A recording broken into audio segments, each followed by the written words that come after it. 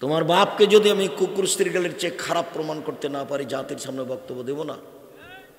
তোমাকে আমি বলেছি যে তোমার দাদা মারা গেছে 15 শতক জমি রেখে, তোমার বাপ নিবে 10 শতক আর তোমার ফুফু নিবে 5 শতক। তোমার বাপ নিবে সকালে আর তোমার ফুফু নিবে বিকালে, এইটা প্রমাণ করো দেখি। তোমার বাপ সকালে নিবে আর তোমার ফুফু বিকালে নিবে, এইটা যদি প্রমাণ করা না যায়, তাহলে 10 বছর হলো তোমার দাদা মরা, এখন পর্যন্ত তোমার বাপ তোমার ফুফুকে জমি দেয় না। এটা কি? তোমার বাপ কি দেখাতে চায়? কি দেখাতে চাই? আমি তোমাকে বলেছি তোমার আব্বাকে গিয়ে বলিও, আব্বা ভাগ্য নিয়ে এসেছি, ভাগ্যে যদি জমিদারি থাকে জমিদারি করে খাবো, ভাগ্যে যদি ভিক্ষা করা থাকে তো ভিক্ষা করে খাবো, ফুফুর জমি খেয়ে বাঁচতে রাজি নয়। ফুফুকে ডেকে সব জমি জায়গা বুঝিয়ে দেন। আমার ফুফু আমার দাদার মেয়ে, আপনি আমার দাদার ছেলে, আর আমার ফুফু আমার দাদার মেয়ে। সন্দেহ আছে কি আপনার আব্বা? যদি আমার ফুফু আপনার সন্দেহ না থাকে যে কার বা ঘরের মেয়ে নাকি, সন্দেহ যদি না থাকে, নিশ্চিত যদি মনে করেন এটা আমার বোন, তাহলে সন্দেহ হতে হতে জমি ফেরত দেবেন। অন্য ডিস্ট্রিক্টের মানুষ নেয় যৌতুক, জমি বোনকে দেয় না, তবে তুলনামূলক বৃহত্তর রংপুরে বেশি। সারা বাংলাদেশের বিভিন্ন জেলা ঘুরে অবগত যেটুকু হয়েছে তাতে এই খুব ঘৃণিত কথা, মনে রাখবেন, এমনটা হয় না যেন। বলছিলাম সালাত 3 ভাগে বিভক্ত, তার একটা অজু। অজু একটা ওয়াবাক ইবাদত। অজু একটা ওয়াবাক ইবাদত। আল্লাহ রাসূল বলছেন আল ওজু ইয়াহদমু মাকানা কাবলাহু। অজু করার পূর্বে যা পাপ ছিল অজু করলে সব পাপ মিটে যায়। আবু হুরায়রা রাদিয়াল্লাহু তাআলা আনহু বলেন, রাসূল সাল্লাল্লাহু আলাইহি সাল্লাম একদা বললেন, আলা আদুল্লুকুম মা ইয়ামহুল্লাহু বিহিল খাতায়া ওয়া বিহিদ দারাজাত। সঙ্গী সাথী, আমি কি তোমাদের বলে দিব না কি করলে পাপ মিটে যায়, মান বেড়ে যায়? আমি কি তোমাদের বলে দিব না কি করলে পাপ মিটে যায়, মান বেড়ে যায়? কালু বালা, হ্যাঁ বলেন, ভালো কথা তো, আপনি বলেন তাহলে সেটা কি, যাতে পাপ মিটে যাবে, মান বেড়ে যাবে, ভালোই তো কথা। তো আল্লাহ রাসূল বললেন, দেখো, এক ইসবাগুল ওযু, ভালো করে ওযু করলে পাপ মিটে যাবে, মান বেড়ে যাবে, পাপ মিটে যাবে, মান বেড়ে যাবে। 2 কাসরাতুল খুতা ইলাল মাসাজিদ, পায়ে হেঁটে, বেশি বেশি পায়ে হেঁটে মসজিদে গেলে পাপ মিটে যাবে, মান বেড়ে যাবে, পাপ মিটে যাবে, মান বেড়ে যাবে। 3 ইন্তেজারুস সালাত বাদা সালাত, সালাতের পরে আবার সালাত আদায় করব বলে অপেক্ষা করা।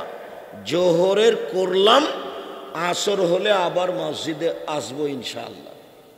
এই যে এক সালাতের পরে আর এক সালাতের অপেক্ষা করলে পাপ মিটে যায়, মান বেড়ে যায়, পাপ মিটে যায়, মান বেড়ে যায়। সঙ্গী সাথী, আমি কি এমন একটা কথা বলে দেব যাতে তোমাদের পাপ মিটে যাবে, মান বেড়ে যাবে? হ্যাঁ বলেন। 1 সুন্দর করে ওযু, 2 সালাতের জন্য অপেক্ষা, 3 পায়ে হেঁটে মসজিদে যাওয়া।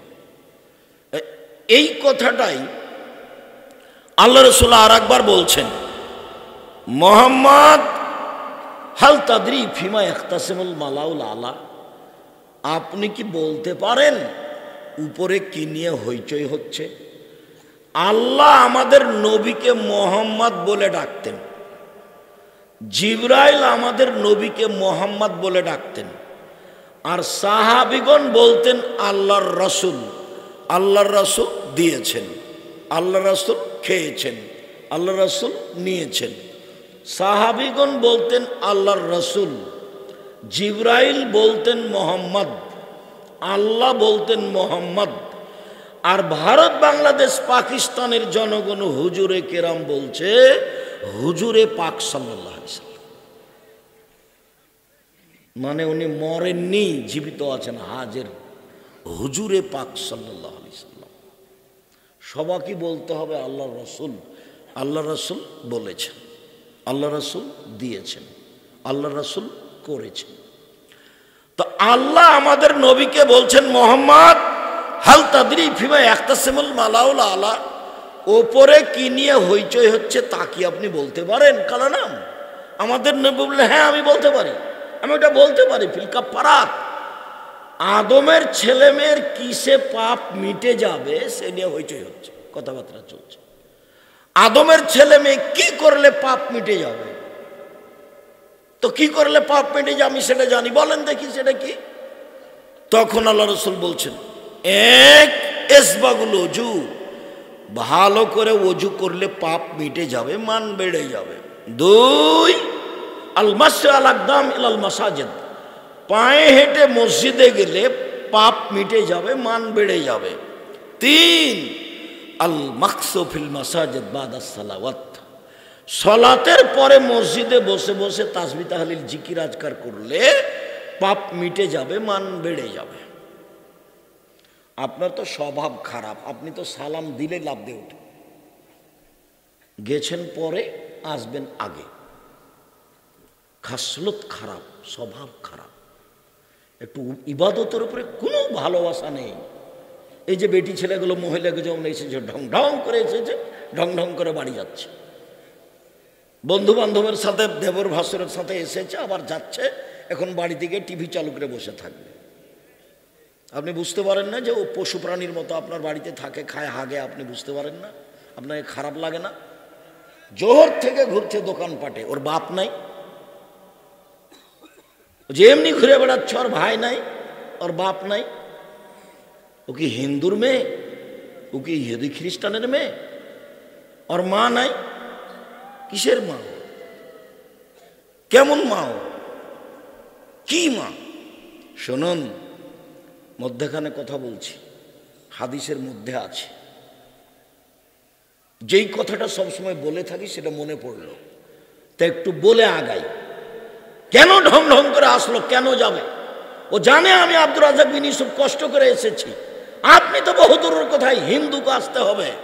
জাতির যদি রাস্তাঘাট করে দিতে না পারি, জাতির যদি স্কুল কলেজ করে দিতে না পারি, জাতিকে চূড়ান্ত সঠিক ধর্ম দিতে পারবো ইনশাআল্লাহ। ধর্মের ব্যাপারে জাতিকে ফাঁকি দিয়ে পরকাল হারাতে রাজি নই। আপনি তো মুসলমান, হিন্দুকে আসতে হবে এখানে, আমি তার কিছু না কিছু উপকার করবই করবো ইনশাআল্লাহ। আমি ওই জন্যই এসেছি। কেন যাবে? কেন আপনার স্ত্রী এখন টিভি নিয়ে বসে থাকবে? কি দেখেন আপনি? আপনি একটা কাপুরুষ স্বামী, আপনি একটা ঘৃণিত স্বামী, আপনি আপনার পরিবারকে ধ্বংস করেছেন। সরকারের কথা কি বলতে চান? নিজের জিনিস নিজে দেখে। স্বামী কাকে বলে? পুরুষ কাকে বলে? পুরুষ কি জিনিস? চোখ যেভাবে ঘুরে বউ সেভাবে চলে, তার নাম ক্ষমতা। চোখ যেভাবে ঘুরে বউ সেভাবে চলে, তার নাম ক্ষমতা, তার নাম স্বামী, তার নাম বাপ। এমনি বললেন আল্লাহর নবী যে মান আলা সালাসা বানাতিন, কেউ যদি তিনটে মেয়ের লালন পালন করে, কোনো বাপ কোনো পিতে, তো লালন পালনের কথা বলতে গিয়ে প্রথমে বললেন আল্লামাহুন্না, তিনটা মেয়েকে বিদ্যা শিখিয়ে দিল। দুই, ও আদাবাহুন্না, মেয়ে তিনটাকে শিষ্টাচার শিখিয়ে দিল। তিন, আহসানা ইলাইহিন্না, তার সাথে ভালো আচরণ করলো। তাহলে ফাকুন্না লাহু হিজাবান মিনান নারে ইয়াউমাল কিয়ামা, মেয়ে তিনটি বিচারের মাঠে বাপের জন্য জাহান্নাম থেকে অন্তরাল হয়ে যাবে। ওইদিকে আছে জাহান্নাম, এদিকে আছে পিতে, মধ্যে আছে মেয়েরা। বেঁকে বসবে মেয়েরা, আমার বাপকে আগে জান্নাতে দিতে হবে, তারপরে কোনো কথা। 10টা ছেলেকে মাস্টার ডিগ্রি পাস করালে এক নেকি হবে, কথা মোহাম্মদ সাল্লাল্লাহু আলাইহি ওয়াসাল্লাম বলেননি। পড়াবেন কেন? জন্ম দিয়েছেন এই জন্য। নইলে চুরি করলে আপনার পাপ, জেনা করলে আপনার পাপ। এই যে দিন রাত বড় মোবাইল নিয়ে সময় কাটাচ্ছে, আমি এমনি বলি পশু প্রাণীর মতো জীবন। ওই ঘরে আপনার ছেলে বড় মোবাইলে জেনা দেখে, এই ঘরে আপনার মেয়ে বড় মোবাইলে জেনা দেখে, ওই ঘরে আপনি নিজে দেখেন বড় মোবাইলে জেনা, এই ঘরে আপনার স্ত্রী দেখে বড় মোবাইলে জেনা। তো সবাই তো জেনা দেখছে, তো এরা পশু প্রাণী নয় তো পশু প্রাণী কারা? এরা যদি গরু ছাগল না হয়, কুকুর শ্রীগাল না হয়, তাহলে কুকুর শ্রীগাল কারা? আর একটু যদি নিজেকে শিক্ষিত শিক্ষিতা মনে করেন পশু প্রাণীর মতো, তাহলে দেখবেন যে বাপ যেখানে বসে আছে, মেয়ে সেখানে আছে, ছেলে সেখানে আছে, বৌমা সেখানে আছে, ছেলে সেখানে আছে, বিশাল পর্দাতে টিভি চলছে। আল্লাহর নবীকে বলছেন, যাবের আল্লাহর নবী, হঠাৎ যদি কোনো মহিলার উপরে চোখ পড়ে যায় আমি কি করব? আল্লাহর নবী হঠাৎ যদি কোনো মহিলার উপরে চোখ পড়ে যায় আমি কি করব? তখন তিনি বলছেন, ফামারানি, জিজ্ঞাসার উত্তরে আল্লাহর নবী আমাকে আদেশ করলেন, আন আশরেফা বাসারি, যে আমি মুখটা সরিয়ে নিব, মুখটা এভাবে সরিয়ে নিব, আমাকে আদেশ করলেন। নিতান্তই তোমাকে যদি ওই রং মাখানো পতিতালয়ের মেয়ের মতো মহিলার খবর শুনতে হয়, তাহলে নিরুপায়ে যদি শুনতে এভাবে শুনবেন। সেখানে আপনি বাপ বেটি, মা ছেলে মেয়ে বৌমা 14 গোষ্ঠী নিচ্ছেন, তখন আপনি মানুষ? আমি তো বলিনি এ কথা, কোনোদিন তো আপনাকে আমি মানুষ বলিনি, আমি বলিনি। এছাড়া সালাত আদায় করে আপনি বাড়ি আসছেন, মাথায় টুপি আছে, দোকানে বসে আপনি ঘন্টার ঘন্টা দেখছেন টিভি। আমি বলেছি সারা দেশে নয়, আজকে রংপুর নয়, আপনাকে বলছি আপনার দোকানে টিভি আছে, এই টিভির মাধ্যমে যত পয়সা উপার্জন হয়েছে সবই হারাম। দেখি কোন মায়ের বেটা ফতোয়া এভাবে ধরতে পারে? যে বলে দিলাম, আল্লাহর নবী বলছেন, লা তাবিউহুন্না, যেসব মেয়েরা গান বাজনা করে তাদের ব্যবসা করো না, তাদের বিক্রয় করো না। ওয়ালা তাস্তারুহুন্না, তাদের ক্রয় করো না। ওয়ালা তুআল্লিমুহুন্না, তাদের গান বাজনা খেলতামাশা শিখিয়ে দিও না। ওয়াসামানুহুন্না হারাম, ওদের মাধ্যমে যা পয়সা উপার্জন হবে সব হারাম। মুহাম্মদ সাল্লাল্লাহু আলাইহি ওয়াসাল্লাম বলেছেন। কি দেখাতে চান আপনি আমাকে? আল্লাহ নবী বলছেন, এক, মেয়েকে বিদ্যা শিখালো, 2 মেয়েকে শিষ্টাচার শিখালো, 3 মেয়ের সাথে ভালো আচরণ করলো। তখন মেয়ে 3টি বিচারের মাঠে বাপের জন্য জাহান্নাম থেকে অন্তরাল হবে। ওর বাপ জাহান্নামে যাবে না, জান্নাতে যাবেই, তার নাম বাপ। বাপ নিজেই জানে না শিষ্টাচার কাকে বলে, ওর বাপ নিজেই জানে না শিষ্টাচার কাকে বলে। শিষ্টাচার কি জিনিস? আরে শিষ্টাচার ঘোড়ার ডিম, ঘোড়ার ডিম কেউ দেখে না, শিষ্টাচার ওকে দেখো না। শিষ্টাচার কি জিনিস? শিষ্টাচার কি জিনিস? মেয়ের নখটা বড় আছে, নেইল পালিশ দেওয়া আছে, এইটাই কি শিষ্টাচার? মেয়ের নখটা বড় আছে, নখে নেইল পালিশ দেওয়া আছে, এইটা কি শিষ্টাচার? আল্লাহর নবী বলছেন, সব নবীর বৈশিষ্ট্য 10টা, সব নবীর স্বভাব ছিল 10টা, সব নবীর খাসলাত অভ্যাস ছিল 10টা, রীতি নীতি ছিল 10টা। তার একটা হলো নখ কাটতে হবে। তো বাপ দেখে না যে মেয়ের নখ বড় আছে, বাপ দেখে না যে কপালে মেয়ের টিপ আছে। হিন্দু মেয়েকে বিবাহ করার 10টা পদ্ধতি আছে, 10টা পদ্ধতি। তার একটা পদ্ধতি হলো রাক্ষসী বিবাহ। মেয়ের বাপ বিবাহ দিবে না, হিন্দু লোকটা জোর করে বিবাহ করবে, কপালে টিপ দিতে পারলে বিবাহ হয়ে গেছে। তো কপালে টিপ দেওয়া হিন্দুদের প্রথা, তা আপনার মেয়ের কপালে কেন? আপনার মেয়ে ভুরু তোলা হারাম, ভুরু তোলে চিকন করে রেখেছে, আপনি আবার বাপ আমাকে দেখাচ্ছেন এগুলো? এটা কি করে আপনি পিতা হতে পারেন? শিষ্টাচার কাকে বলে? শিষ্টাচার কি জিনিস? আপনি বাজার থেকে আপনার ছেলের একটা পট কিনে নিয়ে এসেছেন পেশাব পায়খানার জন্য, সেটা ঘোড়া।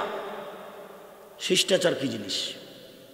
আপনার স্ত্রী বাজার থেকে একটা তরকারি রাখা বাটি কিনে নিয়ে এসেছে, সেটা হলো কাতল মাছ। শিষ্টাচার কি জিনিস? আপনার স্ত্রী একটা আয়না কিনে নিয়ে এসেছে, সেটা হলো রুই মাছ। শিষ্টাচার কি জিনিস?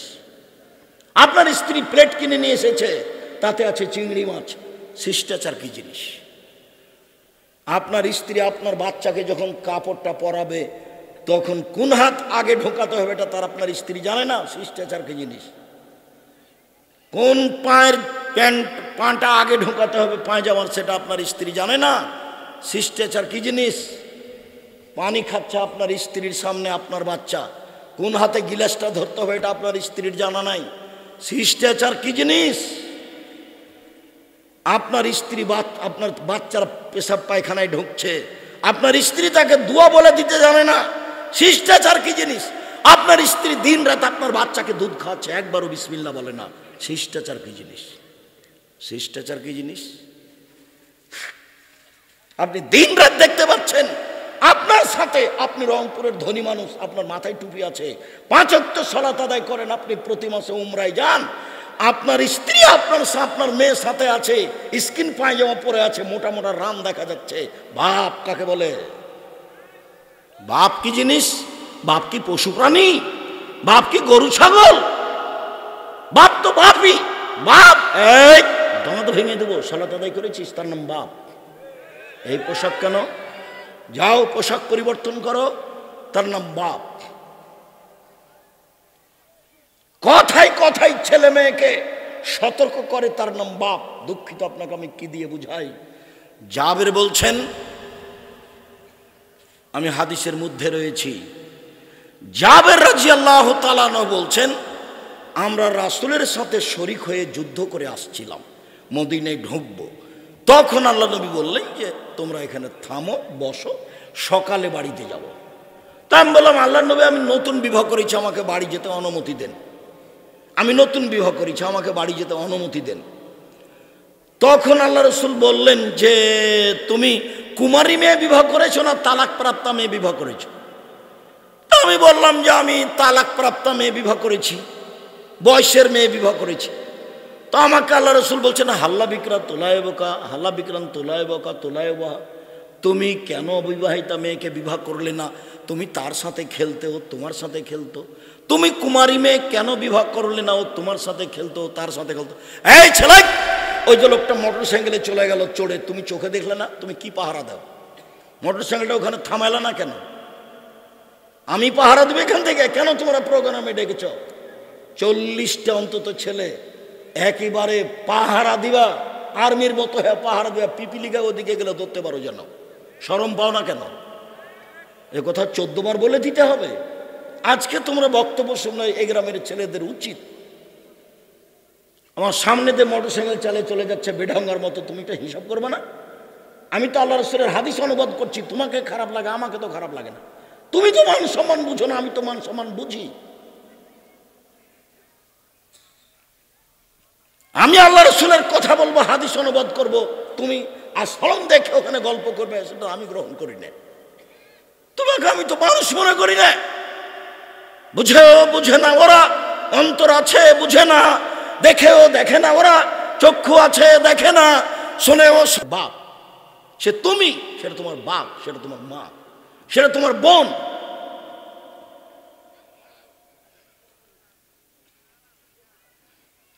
আল্লাহর নবী, আমার আব্বা উহুদের যুদ্ধে মারা গেছেন 9 জন মেয়ে রেখে, আমার 9 জন বোন আছে।